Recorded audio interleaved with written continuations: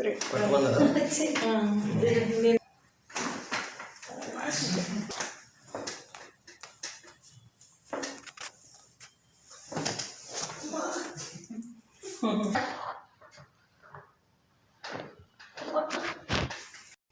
మీరు చూసినటువంటి చికిత్స విధానాన్ని కైరోప్రాక్టిక్ అంటారు.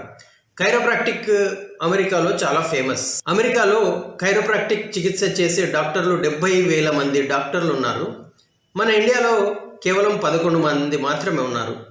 ఇలా నర్వస్ సిస్టాన్ని సరిగా చేసి సరైన ఆహారము అంటే బ్యాలెన్స్ డైట్, నీరు, తర్వాత ఫిజికల్ మూమెంట్ ఇలా చేయడం వల్ల బాడీలో ఉన్నటువంటి నొప్పులే కాదు అనేక రకాల రోగాలు దూరం అవుతాయి.